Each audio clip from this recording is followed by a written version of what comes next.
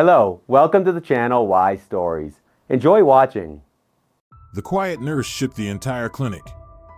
The head physician had already wanted to kick her out of the hospital, but just as we welcome you, dear friends. Today we will tell you the story of a woman who found the strength to step out of the shadows of her past and save lives, risking losing everything again.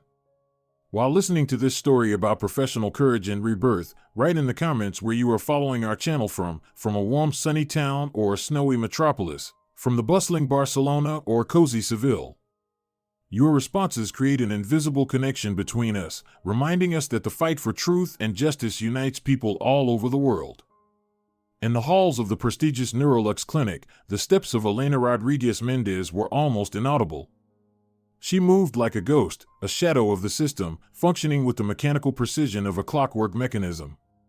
Her neat, always ironed ivory-colored gown almost blended with the sterile walls. Her hair, gathered in a tight bun, did not stray from the strict look, and her soft, barely noticeable smile never changed its intensity, warm enough not to seem cold, and restrained enough not to stand out. Patients, nurses, and orderlies all glanced at Elena without stopping. People like her were the invisible cogs in the well-oiled machine of the clinic, a highly skilled nurse with many years of experience, necessary but unnoticed.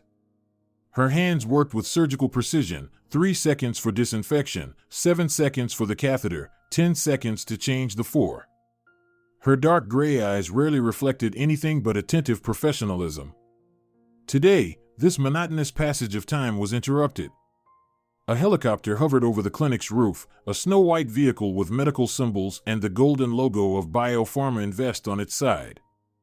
"We greet him with the whole department," ordered the head of the neurology department, Nicholas tells Aranda, a tall man with a mustache. "Perez is coming to us in person."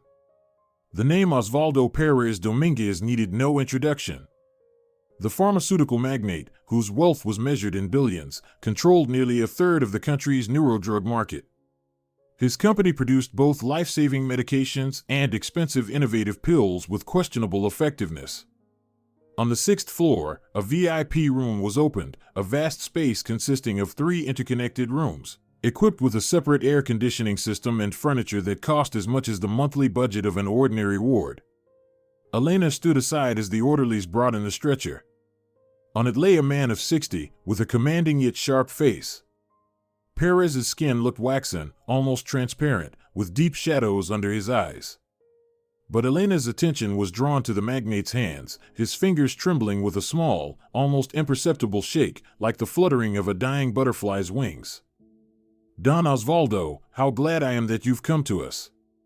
Tells leaned toward the patient with a smile that never appeared on his face when interacting with ordinary patients. "We've already received all the preliminary tests. We'll proceed immediately." At that moment, Perez turned his head, and Elena involuntarily flinched. His pupils were different sizes, the right noticeably larger than the left. This didn't fit the typical picture of vegetative vascular dystonia listed in the preliminary diagnosis. Pupil asymmetry, upper limb tremors, waxy pallor, images from the past flared up with such intensity that Elena closed her eyes for a second. The scientific laboratory office, microscope, blood samples of diplomat Carlos Quintero. The same symptoms 5 years ago, a diagnosis that no one believed. The patient's death within 36 hours. "Nurse," Tells's voice brought her back to reality. "Where are you floating off to?" "Prepare the corticosteroid drip." "Yes, Dr. Tells."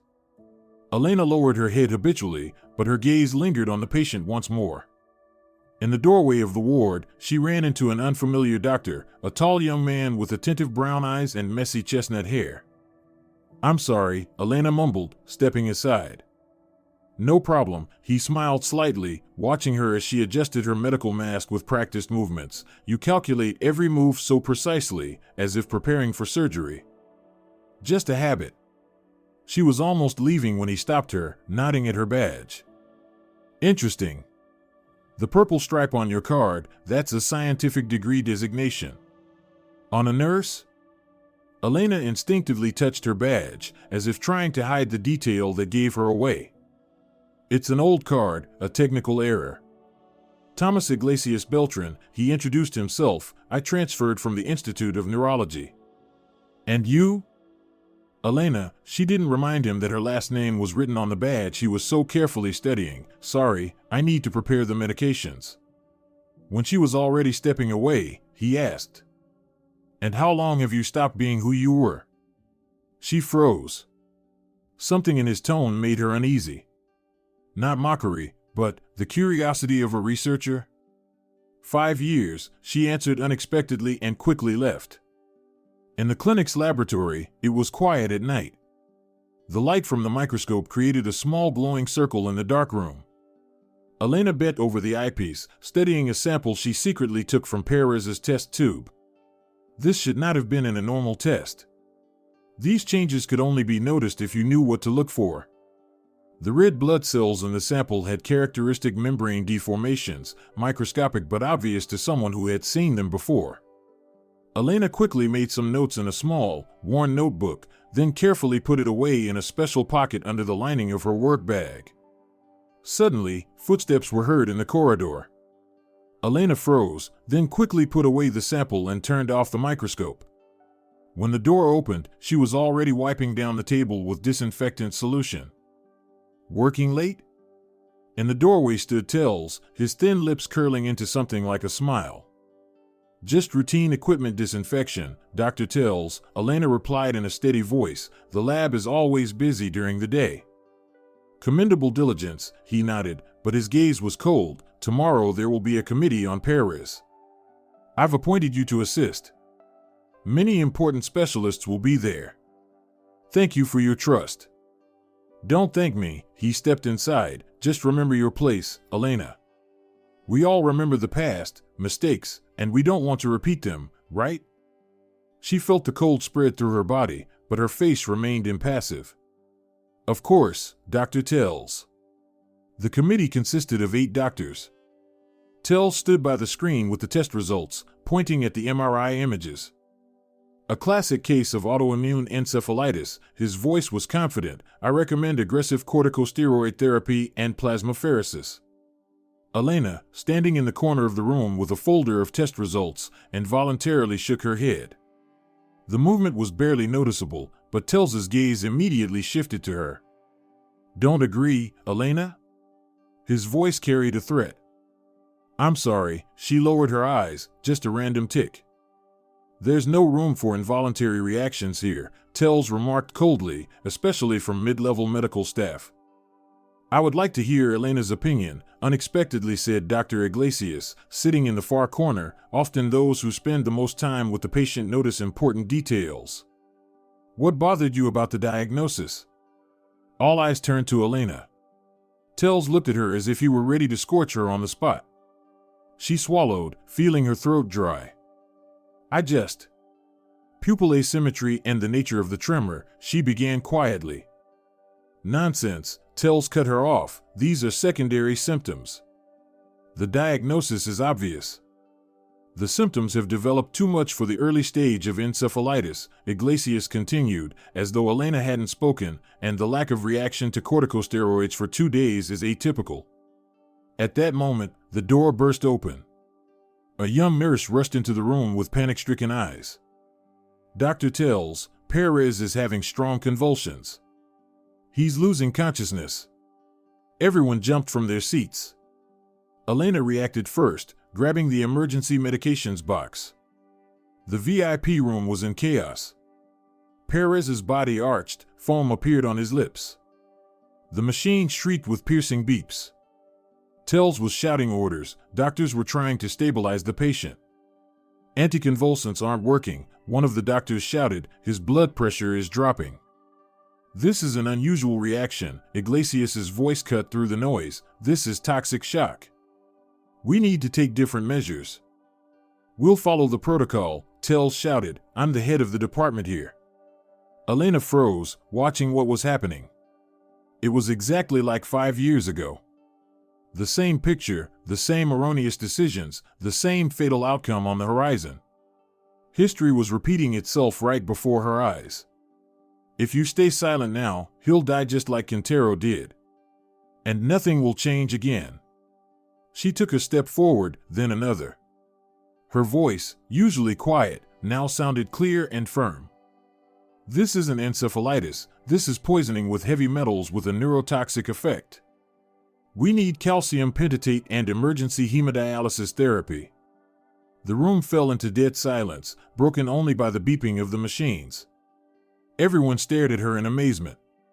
And Tells, with undisguised fury. But she could no longer remain silent, even if it meant losing everything again.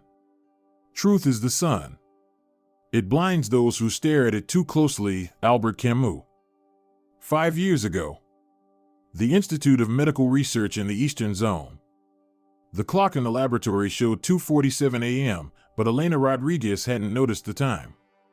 A 30-year-old woman with burning eyes, she leaned over the microscope, studying the blood samples of Diplomat Quintero. Her fingers, still unfamiliar with servile humility, impatiently drummed on the table in rhythm with the thoughts rushing forward faster than she could write them down. The neurotoxicology laboratory of the Institute resembled a cave of wonders, with the latest equipment, opportunities that district hospital doctors could only dream of. Electron microscopes, mass spectrometers, centrifuges, all these were not just tools for Elena, but gateways to the world of scientific knowledge.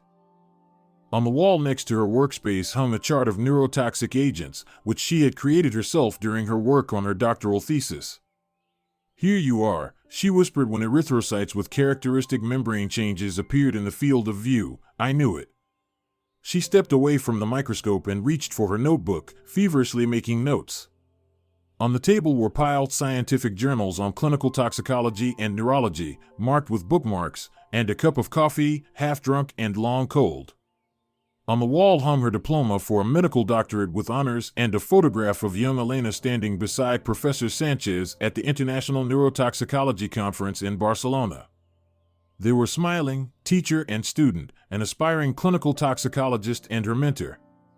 The conclusion: specific deformations of cell membranes, characteristic of poisoning with heavy metal compounds of class X. It is recommended to immediately begin chelation therapy followed by application of. She was writing when the laboratory door opened. "Elena? Are you still here?" In the doorway stood Ignacio Sanchez Cerate, a stocky man with a thick beard that gave him an imposing presence. Behind his deceptively benign appearance lay a tough character and a sharp mind. The author of 7 monographs, a man whose name silenced any scientific debate. "Professor Sanchez." Elena jumped up, smiling happily. "I was just about to look for you. I found confirmation of my theory. It's not viral encephalitis, it's neurotoxic poisoning. Classic signs of heavy metal exposure to the nervous system." Sanchez's face tensed slightly, but he smiled. "Interesting theory, Elena, but I'm afraid it's premature." No, look for yourself." She impatiently stepped back from the microscope, inviting him to take a look. These changes were described in the study by the Toxicology Center in Santiago. "I can show you the publications." Sanchez approached the microscope but glanced at it briefly, clearly not paying attention to the details. He then straightened up and placed his heavy hand on her shoulder. "Our little star is shining brighter and brighter." His voice was soft, but there was an unnatural note to it. "But in this case, I advise not to rush to conclusions. The patient's status requires, special caution in wording." Elena stepped back, looking at her mentor in confusion. "But Professor, what does status have to do with it? A person is dying. If we don't start the correct treatment, in 2 days it will be too late. Exactly why we must be extremely careful with the diagnosis of poisoning. Such statements can have political consequences." The word political sounded like a slap in the face. Elena frowned. The diplomat had returned from Guinea. There were traces of compounds used in illegal gold mining in his blood. This was important not only for him but also for the potential epidemiological threat. Sanchez froze for a moment, as though calculating in his mind, then his face became indifferent. "Elena, you're a great scientist, but sometimes science must consider a broader context. I've scheduled a consult for 10 a.m. Prepare your data, but please, be reasonable with your conclusions." The door closed behind him, leaving Elena in confusion. For the first time in years of working with Sanchez, she felt a chill of doubt. Something in his behavior seemed wrong, as if he had already decided the outcome of the scientific dispute before it even began. She didn't notice how the door cracked open again, admitting a young doctor. So she's stubborn? Nicholas Tells was smoking, standing by the window in Sanchez's office. Outside, the sky was slowly lightening, but the night shadows still obscured the features of his face. She's a smart girl, Nicholas. Too smart. Sanchez sank heavily into the chair. She found something she shouldn't have been looking for. So, what are we going to do? Her version threatens the entire theory of new applications of Cerebrovital. Not to mention the $2 million grant. And what do you suggest? Sanchez irritably threw a folder with documents onto the table. This is Rodriguez, my best graduate student. She's convincing, and her track record is impeccable. Everyone has a weak spot. Tell stubbed out his cigarette in the flower pot. You said it yourself, she's an idealist. She'll break if she believes that the system is stronger. What if she doesn't break? Then no one will believe her, Tell smirked. Who needs the truth when money and reputation are at stake? Elena didn't leave the laboratory until early morning. She ran additional tests, gathered all available literature, and prepared a report that, she was sure, would leave no doubts about her diagnosis. She called her husband, Valentin, twice, but he didn't answer. He was probably working late again. His legal practice was thriving, and their family life had turned into rare meetings between his cases and her research. But today, she wanted to hear his voice, to feel his support. An ominous premonition made her hands tremble as she gathered materials for the consultation. For a moment, Elena stopped in front of the mirror in the laboratory's bathroom. She smoothed her unruly chestnut hair and tucked a strand behind her ear. In her eyes, reddened from lack of sleep, there was a gleam of determination mixed with anxiety. It will be fine, she said to her reflection. You are right, and the truth always wins. The naivety of these words would catch up with her later, like the cruel irony of fate. The Institute's conference hall was full. Professors, department heads, leading specialists, everyone gathered to discuss the case of a high-profile patient. Elena sat to the side, nervously flipping through the slides of her presentation. Her turn was after Professor Sanchez's report. Dear colleagues, Sanchez began, we have a complicated clinical case. Patient Quintero CM, 54 years old, diplomat, returned from West Africa a week ago. The preliminary diagnosis is viral encephalitis of unknown etiology with basal ganglia involvement. The slides changed, showing brain MRIs, test results, and charts of condition changes. I'd like to draw your attention to the characteristic changes in the white matter of the brain. Sanchez pointed with a laser pointer. This is a classic sign of viral damage. Elena bit her lip. These changes could also be caused by toxic exposure, but Sanchez deliberately ignored that possibility. We've already started antiviral therapy with our new drug Cerebrovital, Sanchez continued, and Elena noticed Tells, sitting in the first row, barely nodding. Preliminary results are promising.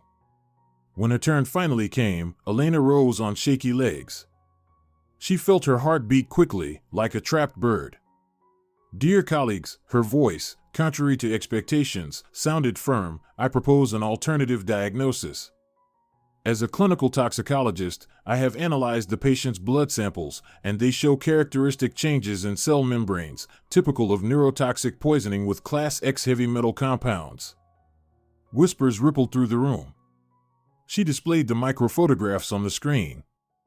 Notice the erythrocyte membranes. These deformations were described in the studies by the Santiago Toxicology Center. They only appear when poisoned by specific inorganic compounds used in illegal mining in West Africa. This is your imagination, Elena, Sanchez interrupted. Similar deformations can be caused by a dozen reasons, including some medications. I have additional evidence. Elena refused to give up. I conducted mass spectrometry analysis. Without permission? Tells asked sharply, who authorized these tests? Elena hesitated. Indeed, she had initiated the additional tests herself, hoping the results would justify her decision. I took responsibility because time was of the essence. She looked directly at Sanchez. Professor, you yourself taught me not to overlook rare possibilities. The typical isn't always the true. Dear Elena, Sanchez smiled condescendingly, your zeal is commendable, but diagnosis isn't just about tests. It's about experience, intuition, a comprehensive approach. Your theory is interesting as an academic exercise in toxicology, but let's leave the neurological aspects of patient treatment to experienced clinicians. She felt a flush spread across her cheeks. His words sounded like a public whipping, dear Elena, as if she were a naive student, not a PhD with honors. But if I'm right, the patient will die without chelation therapy. Her voice wavered. We have to at least consider this possibility. Enough. Sanchez slammed his palm on the table. We're not going to scare the patient and his family with unfounded conspiracy theories. The diagnosis remains the same. Elena scanned the room for support. Most colleagues were staring at the table or looking away. Some were openly smug. The upstart got what she deserved. Only one person, an older doctor with gray temples, met her gaze. There was sympathy in his eyes, and understanding. But he said nothing, as did everyone else. The meeting is adjourned, Sanchez announced. We continue treatment according to the approved protocol. 36 hours later, Diplomat Quintero died. Elena found out when she returned to the institute after a sleepless night at home. His body was already being prepared for autopsy. She stormed into the pathology department, demanding special tests for metals, and was surprised when the department head agreed. You think I don't see what's happening? He said quietly when they were alone. We'll conduct the analysis unofficially. The results came in 3 hours. The toxicological analysis of the tissues showed elevated levels of mercury and lead complex compounds. Poisoning. She was right. There was no celebration, only bitterness and emptiness. Elena rose to Sanchez's office uninvited, laid the report on the table. You were wrong, she said without accusation, simply stating the fact. We could have saved him. Sanchez stared at the report for a long time, then raised his eyes. In the official conclusion, the cause of death will be listed as complications from viral encephalitis. This report will never be seen. You can't do that. It goes against all principles of science and medicine. Don't teach me principles. Sanchez's voice became cold. You should have insisted on your version more convincingly. Your indecision cost the patient his life. Elena recoiled as though struck. My indecision? You yourself. Everyone heard how uncertain your performance was. Sanchez didn't let her finish, like a student, not like a professional.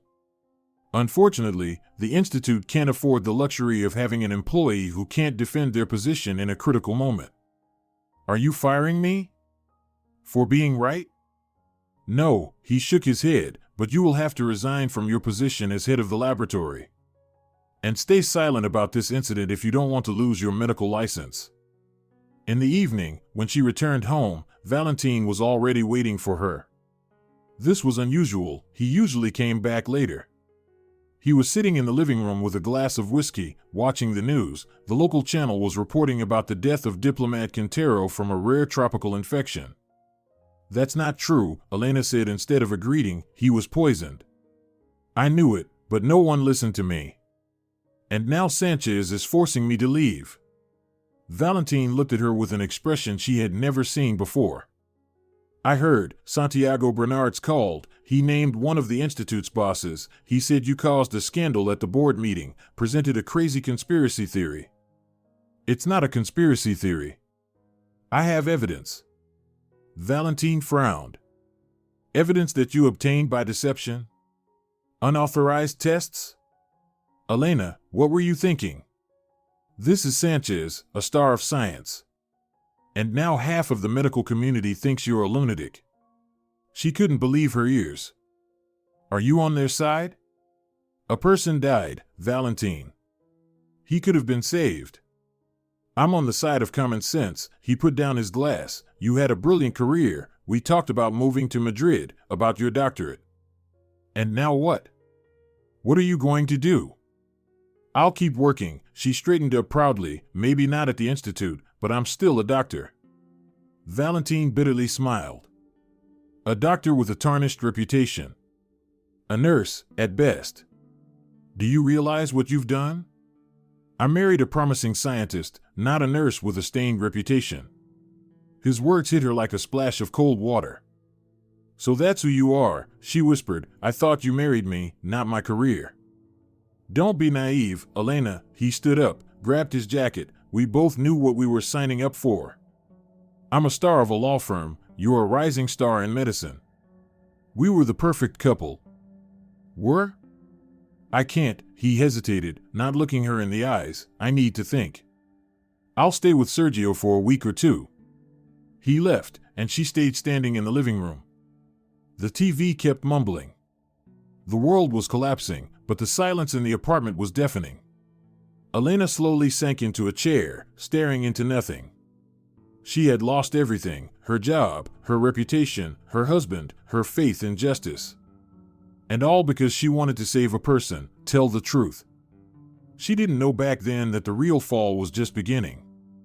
The glass door of the laboratory at the Neurolux clinic opened almost silently. Elena, bent over the microscope, didn't immediately notice Thomas Iglesias, watching her from the doorway. His silhouette was reflected in the polished surface of the desk, and only that made her straighten up sharply. "Oh, Dr. Iglesias," she said in a calm voice, hiding her anxiety as usual. "How can I help you?" "Stop pretending, Elena." He entered the lab, closing the door behind him. "I know who you are." Her fingers involuntarily tightened around the slide. Again, that moment, again someone knows her disgraceful past. Now a condescending smile would follow, a hint that she had overestimated her abilities. "Dr. Rodriguez, your work on neurotoxic poisoning was the foundation of my thesis." His words fell like a stone into the still waters of her life, creating an unexpected ripple. The Quintero case changed many ideas about the diagnosis of rare intoxications. She stood, motionless, afraid to scare away these words, which sounded like they came from another world, a world where her work mattered. "You studied the Quintero case?" she finally asked quietly. "Not only studied," his brown eyes with golden specks looked directly and openly. "I tried to get a review, but the documents turned out to be inaccessible." Something in his tone made her wary. "Inaccessible? What do you mean?" "They disappeared," he shrugged. "The medical history, toxicological tests, even the board meeting records. A vacuum. As if Quintero never existed." The tight knot in Elena's chest, formed 5 years ago, seemed to slowly loosen. "And you believed me? Without evidence?" "I saw a similar case at the Institute of Tropical Medicine in Havana. I checked the molecular structure of the compounds you described. Everything matches," he smiled, and this smile was neither condescending nor sly, just simple human warmth. "You were right, Elena. And you didn't end up in this clinic by accident, right?" She wanted to answer, but at that moment the door swung open. A young nurse with frightened eyes hurriedly said, "New admission, urgently in the emergency room." Perez's acquaintance with similar symptoms. Thomas and Elena exchanged glances. He nodded briefly, as if making a silent decision. "Let's go, Dr. Rodriguez, we won't miss this case." Lucia Padilla Castillo was lying on a stretcher in the emergency room. A woman in her 60s with short gray hair and calloused hands of a worker. Her face, despite the paleness, retained an expression of strict dignity. Perez's housekeeper, the duty nurse, explained. She came in with dizziness, coordination problems, and pupil asymmetry. Found unconscious in his apartment. Thomas bent over the patient, quickly checking her neurological responses. Elena stood next to her, watching closely. Padilla's hands trembled with the same characteristic tremor as Perez's. "Do you think it's the same?" Elena asked quietly. "Too many coincidences to be a coincidence," Thomas replied quietly. "I'll bet the tests will show a similar picture." Suddenly, the woman on the stretcher opened her eyes. Her gaze was cloudy but conscious. "Doctors?" she asked, struggling to move her tongue. "Listen to me, it's important." Elena leaned closer. Suddenly, Padilla's clutching fingers grabbed her sleeve. "He's down there, in the basement, the lab." Who? Where? Thomas asked cautiously. Don Osvaldo, the woman's voice was weakening. At home. A secret lab in the basement. Some kind of experiments. I was cleaning, and he told me not to touch the folder on the table. But I saw formulas. Something like molecules. And then I broke the flask. The liquid. Her hand dropped onto the stretcher, her strength drained. Elena looked at Thomas. We need to find out what he was developing. And do the tests immediately. Guess who will handle the Padilla case? Thomas asked with bitter irony. Tells? Exactly. And he already set the standard protocol for antiviral therapy.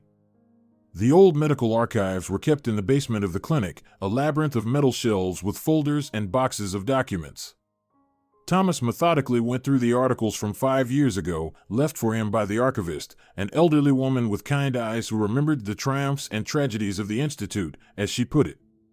Elena flipped through Padilla's test results, comparing them with Perez's readings. The similarity was striking, the same pattern of slow but relentless poisoning with heavy metals causing a neurotoxic effect. Found it! Thomas exclaimed, raising a tattered scientific journal, Sanchez and Tells article breakthrough in the treatment of neurocerebral pathologies. A new approach to immunomodulatory therapy.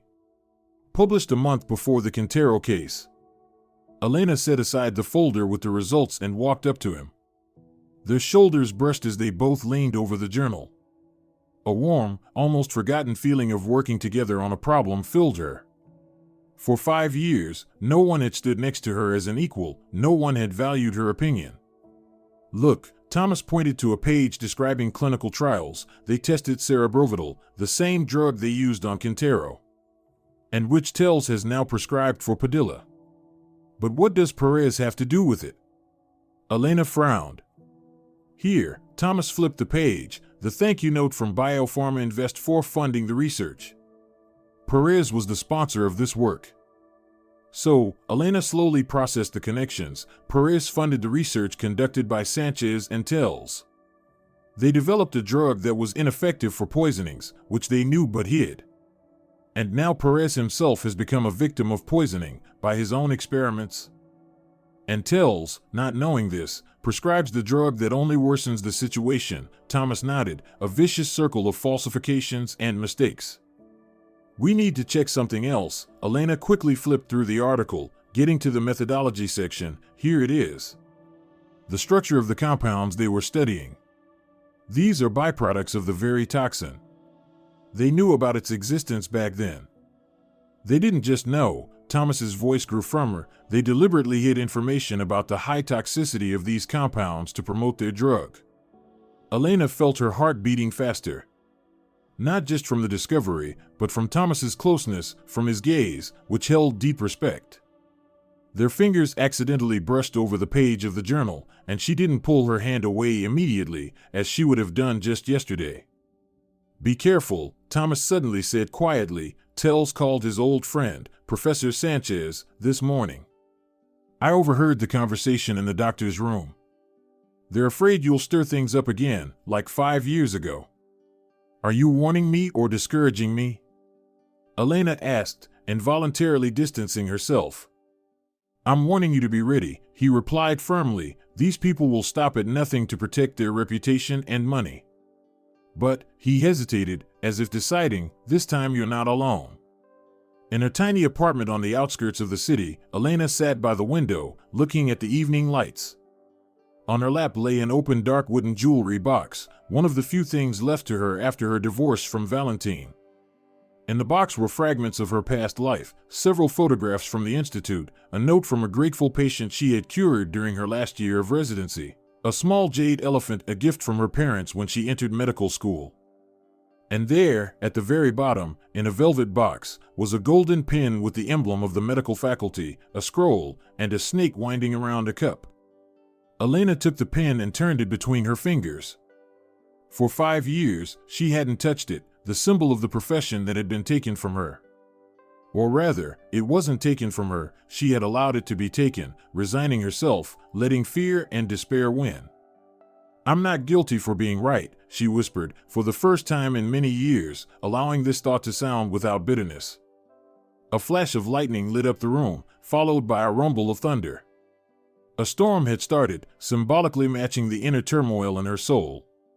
The rain lashed against the glass, washing away the city dust, cleansing the world, just as enlightenment was cleansing her mind. Elena decisively pinned the badge to the inside of her coat, where it would be invisible to others, but she would know it was there. A talisman, a promise to herself. "How many more must Quintero die before you speak the truth?" she asked her reflection in the window pane. The only answer was the sound of rain and a quiet but firm none. The next morning, when Elena entered the clinic's conference room, where the board meeting for Perez and Padilla's cases was being held, Tells was already standing by the screen with the presentation, developing his theory. "It is quite obvious that we are dealing with a rare form of neuroborreliosis, a late stage of Lyme disease with neurological complications." He pointed to slides with test results. "These ticks are active in the suburbs, where Perez's country house is.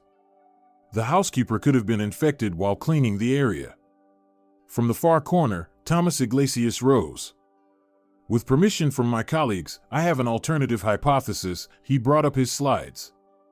"The nature of the neurological symptoms, the toxicological blood markers, and the specific changes in the erythrocyte membranes indicate poisoning by complex compounds of heavy metals. I suspect the source is Perez's home laboratory, where, according to Padilla, some experiments were being carried out." A whisper ran through the room. Tells smirked skeptically. "Nice theory, Dr. Iglesias, but too exotic. Besides, it only relies on the words of a patient in a semi-delirious state." Not just her words, Thomas brought up blood smear images on the screen. "These cellular changes cannot be explained by borreliosis. Artifacts from processing, no more." Tells waved it off. "Furthermore, we've already started antibiotic therapy and—" "I support Dr. Iglesias' version." Elena's voice rang out louder than she had expected. All heads turned toward her. Tells froze, as though struck by thunder. In his eyes, disbelief appeared, quickly replaced by cold fury. "Nurse Rodriguez? Did you want to say something?" "Dr. Rodriguez," she corrected, stepping into the center of the room. Her hand involuntarily touched the pin under her coat. "I hold a PhD in medicine, specializing in clinical toxicology. And I confirm Dr. Iglesias' conclusions." "You've crossed all boundaries," Tells hissed. "You don't belong here. Why not listen to Dr. Rodriguez?" A new voice made everyone turn around. Standing in the doorframe was the clinic's chief physician, Irene Fernandez Lopez, a tall woman in her 60s with perceptive eyes and a reserved manner. She was a legend in Spanish neurology, and even Tells had never dared openly defy her.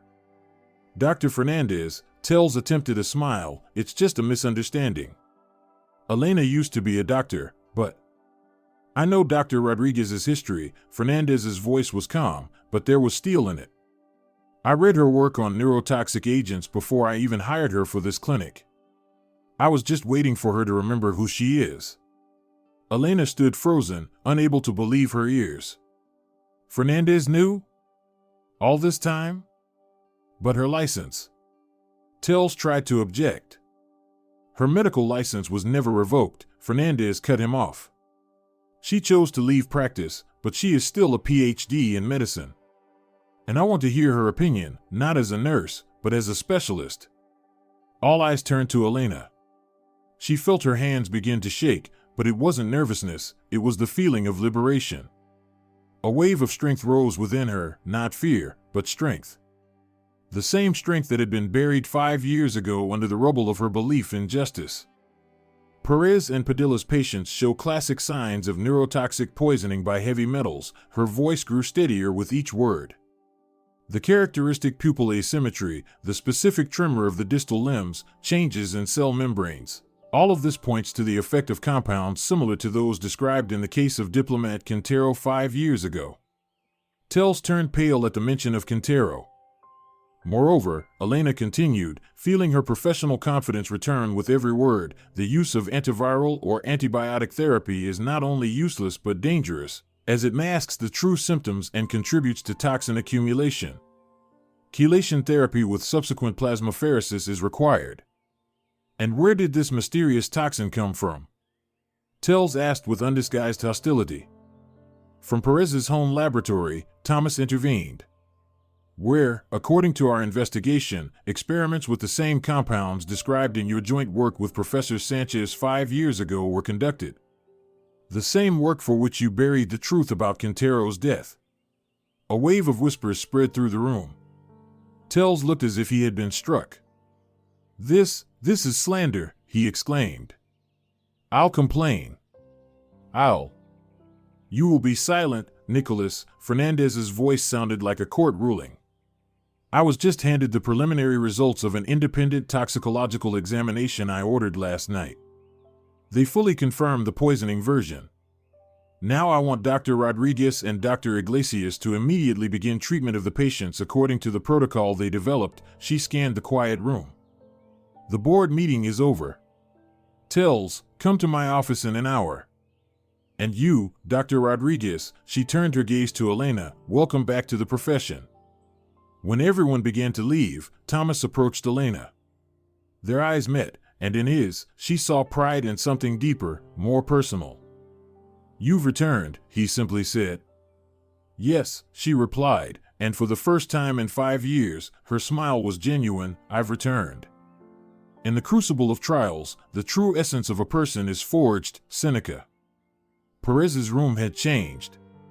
When Elena entered it in the morning, she was greeted not by the usual dim light but by sunlight streaming through the open curtains. The patient, who had been bedridden just yesterday, was now sitting in a chair, though his pallor and emaciation still betrayed the ordeal he had gone through. Good morning, Don Osvaldo. How are you feeling? Elena asked, still mentally adjusting to her restored role as a doctor. Dr. Rodriguez, Perez nodded, the second day of life, thanks to you.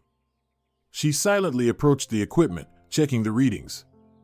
The numbers, which had recently been teetering on the edge of critical, were now steadily moving toward normal. The toxins were slowly being removed from his body, and the chelation therapy was working.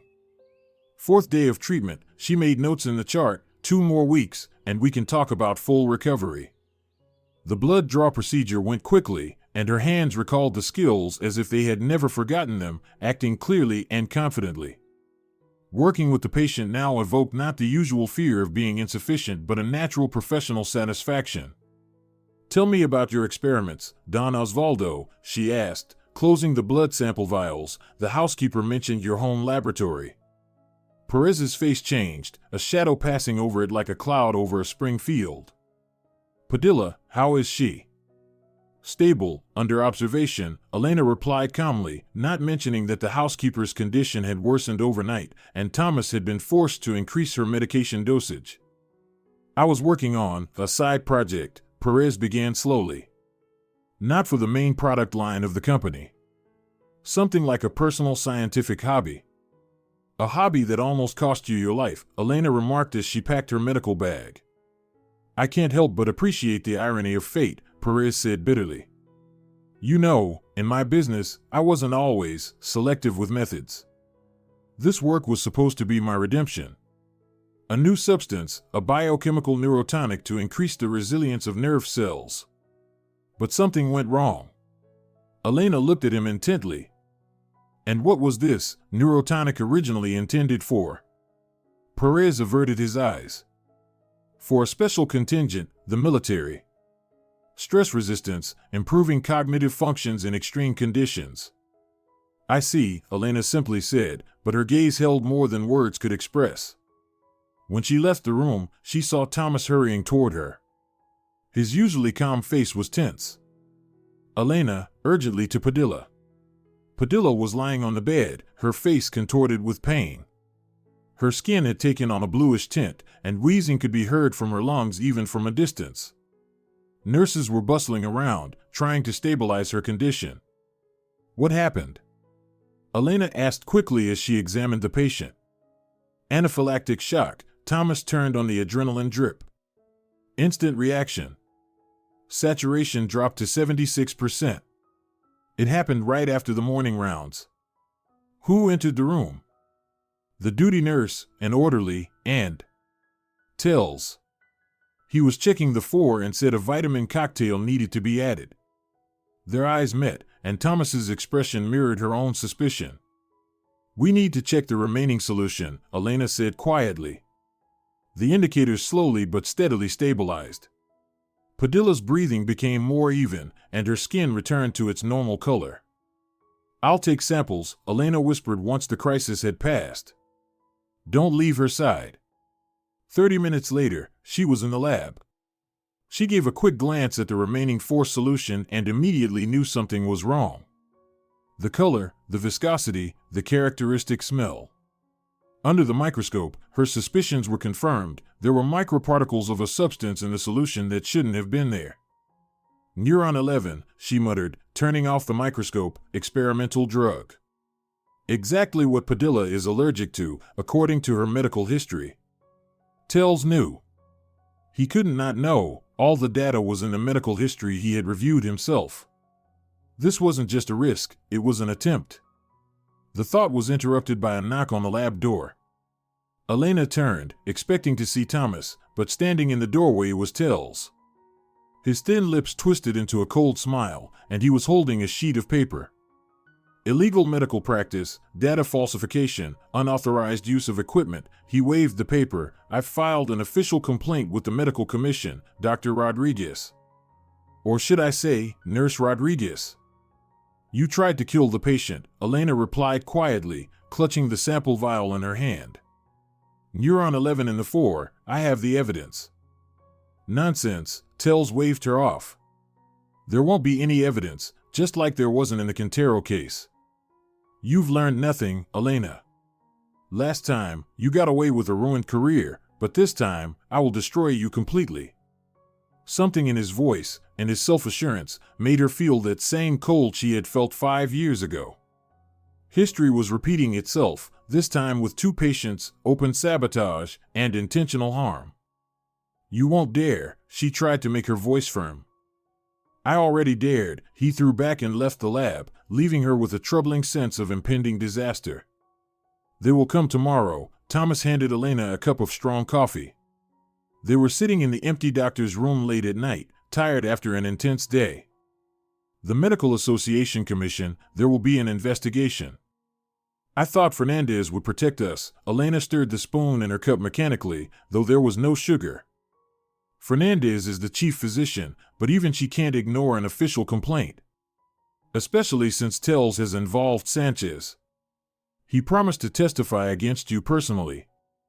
Just like 5 years ago, Elena said bitterly. But this time we have evidence. The Neuron 11 sample. It's not enough, Thomas shook his head. Asterisk, we need something more substantial. Something that will confirm the entire chain of events from Quintero to our patients. They worked late into the night, gathering materials, preparing arguments, and building a detailed chronology. Behind every document, behind every discharge note, were human lives, 1 already lost, 2 saved at the last moment. Look, Thomas pulled out a file marked for official use only. Here's the official clinical trial report for cerebrovital. Pages 47 and 52, about side effects, are missing. Torn out. But there's a mention of appendix number 7 with toxicological data. We need to find it. The clinic's archive was vast, thousands of documents containing medical histories, research, and trials. They methodically went through box after box, file after file. Here, Thomas exclaimed as the clock showed almost 3 in the morning. Look, Elena, the toxicological report with the lab seal and Sanchez's signature. The document was dated 3 months before Quintero's death. It clearly stated that the substance in the drug causes increased toxicity when interacting with certain metal-containing compounds, the same ones found in the diplomat's blood. And Sanchez knew about it. And Tells, as a co-researcher, couldn't have not known. We have the evidence, Thomas's voice shook with excitement. They deliberately concealed the danger. This isn't just a medical mistake, it's a crime. To her surprise, the next morning, Elena found Perez in the clinic's hallway. He was standing, leaning on a cane, pale but determined. "Don Osvaldo, you shouldn't be getting up," she began, but he waved her off. "I've rested enough, doctor. I heard you're in trouble because of my case." "Oh, not just because of yours," she cautiously replied. "The commission arrives tomorrow." "In that case, I have something for you." He handed her a flash drive. "Here are all the data from my research. And something else. Something interesting about behind-the-scenes deals between my company and some scientific authorities." Elena looked at him carefully. "Do you realize this could backfire on you?" "I do," Perez nodded. "You know, when you look death in the face, a lot becomes clearer. I made my fortune on drugs that weren't always safe. Side effects were hidden, unwanted test results were covered up. I was part of this system and almost became its victim." He leaned heavily on his cane. "I got my lesson, Dr. Rodriguez. And I'm changing the course of the company. No more questionable military developments, no more hidden data. Transparency and patient safety above all. Let this be my redemption." Elena understood the cost of such a decision for someone in his position. Not just the loss of profit, but the destruction of a lifetime's work, admitting mistakes, starting fresh. "A bold decision," she said. "Not bolder than yours 5 years ago," he gently touched her hand. "When you went against the system for the sake of the patient. It's a shame they didn't listen to you back then." In her office, the small, cramped room she occupied as the senior nurse, Elena tried to gather her thoughts. Tomorrow everything would be decided. Either she would regain her good name, or history would repeat itself, and this time they wouldn't even let her work as a nurse.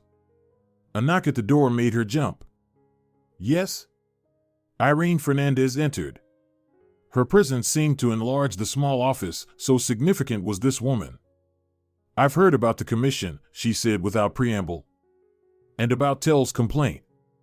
"Is it true?" Elena asked quietly. "Did you know who I was when you hired me as a nurse?" "Of course I knew." Fernandez sat on the only available chair. "I've been following your case. And I was waiting." "Waiting for what?" "For you to stop hiding." The chief physician's voice held no judgment, only a statement of fact. "For you to decide to return to your calling." "And what if I hadn't decided?" Elena looked straight into her boss's eyes. "Then you wouldn't have been the doctor I believed you were," Fernandez answered simply. "But you've proven that my faith in you was justified. And now I want to offer you something." She placed a folder with the clinic's logo on the table. "A project for a new department of rare condition diagnostics with a focus on toxicological cases. I need a leader with special experience in this field. Someone like you." Elena couldn't believe her ears. "You're offering me to head the department? After everything that happened? When my reputation hangs by a thread?" "I'm offering you a fresh start." Fernandez stood up. "Not as a nurse hiding her talent, but as a specialist who proved her right against all odds. Think about it after tomorrow's commission." When the door closed behind the chief physician, Elena was left alone. She opened the folder, flipping through the pages of the project. Modern equipment, a separate staff, the opportunity to conduct research and save lives. Everything she had dreamed of. Everything that had been taken from her. Unexpectedly, she felt her cheeks become wet. Hot, cleansing tears flowed, washing away 5 years of fear, humiliation, and loss of self-belief. She didn't try to stop them. These were not tears of weakness, they were tears of liberation. Like a blocked spring finally breaking through the stones to nourish the earth with life-giving moisture. She cried, and with each tear, strength returned to her, not just as a doctor, but as a person who found the courage to stand up and continue on the path despite all obstacles and fears. "I won't let them win," she thought, wiping her eyes. "Not tomorrow, not ever again. The truth is worth any trial." A new day awaited ahead, and perhaps a new life. She was ready to fight for it until the end. In the spacious office of Fernandez, transformed into a meeting hall, the room was cramped with attendees. The commission members sat at a long table, the clinic's doctors along the walls, and Tells in the front row, wearing an expression of cold triumph. Fernandez sat off to the side, her face showing no expression, though her eyes reflected restrained concern. "Let's begin the session on the case of illegal medical practice," announced the chairman of the commission, a distinguished man with military posture. "The accusation is presented by Dr. Tells, head of the neurology department." Tells stood up, holding a thick folder of documents. "Dear colleagues," his voice sounded muffled, as if he regretted what was happening, though his eyes betrayed otherwise. "Before us are blatant cases of medical ethics violations. Nurse Rodriguez, without the proper qualifications, interfered in patient treatment, violating all existing protocols."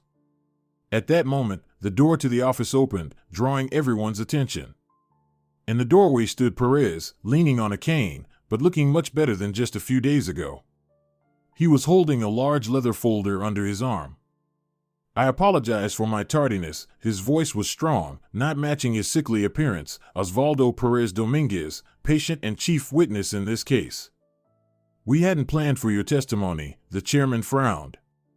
"I insist on it." Perez walked to the commission table. As the injured party and as the cause of certain events, he opened the folder and laid several documents with stamps and signatures on the table. "Before you are internal reports from Biopharma Invest for the past 7 years, including clinical trial data on the drugs developed in collaboration with Professor Sanchez and Dr. Tells." A whisper ran through the room. Elena noticed how pale Tells became, and Sanchez leaned forward, carefully scrutinizing the documents. Specifically, here are the toxicity reports of compounds used in Cerebrovital, the very drug that was administered to diplomat Quintero 5 years ago. Perez spoke evenly, letting each word resonate clearly. "And the official conclusions from our toxicologists about the need for additional studies that were ignored." He turned to Elena.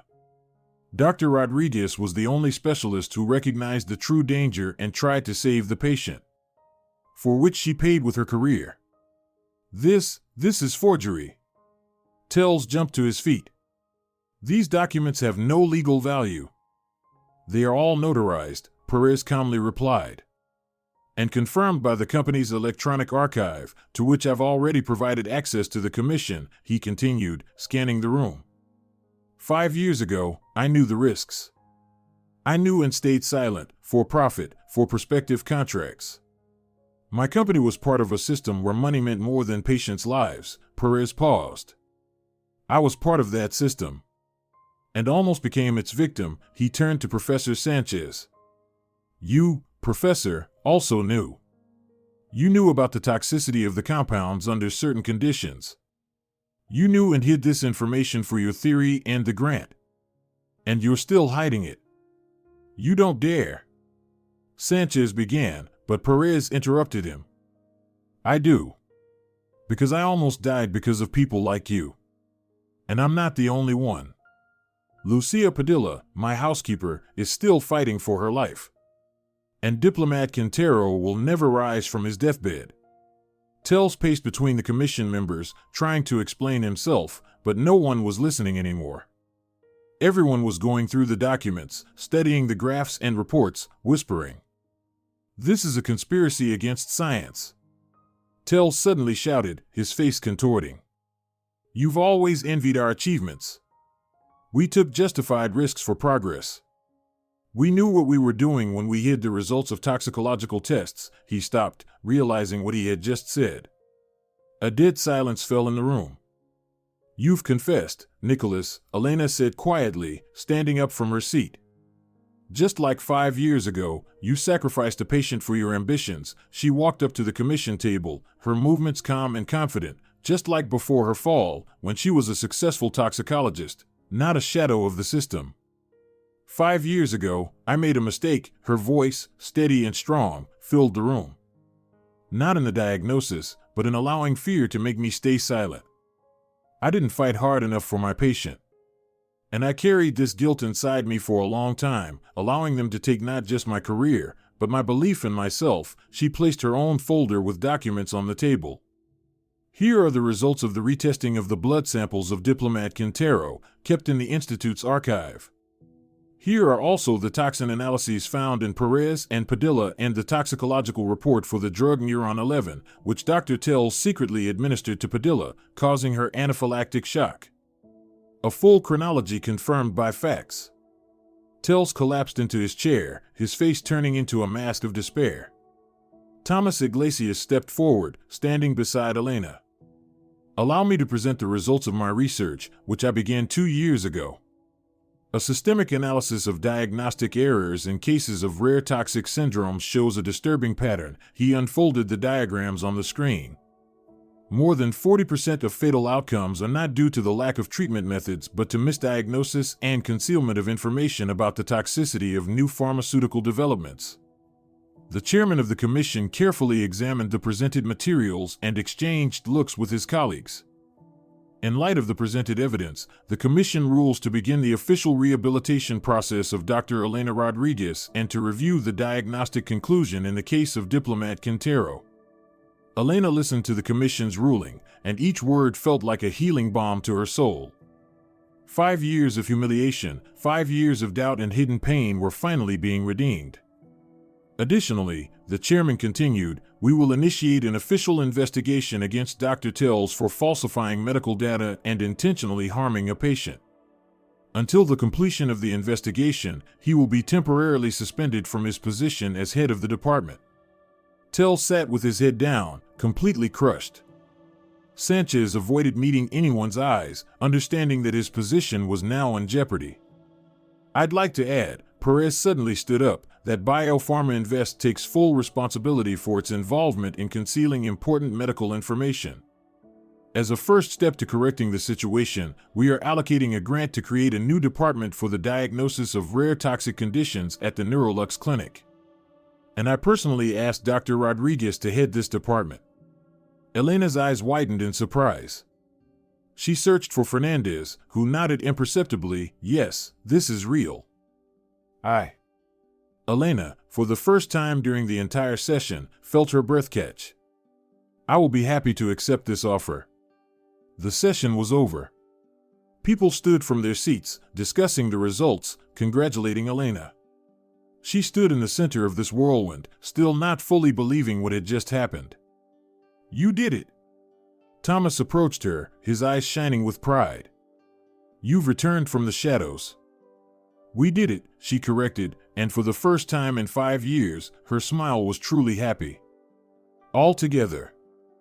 A new day was dawning outside the window, bright, promising, full of hope. A day when the truth finally triumphed. You can't go back to the beginning and start over, but you can start now and create an entirely new ending. A year later. The conference room of the International Medical Center Renacimiento was packed.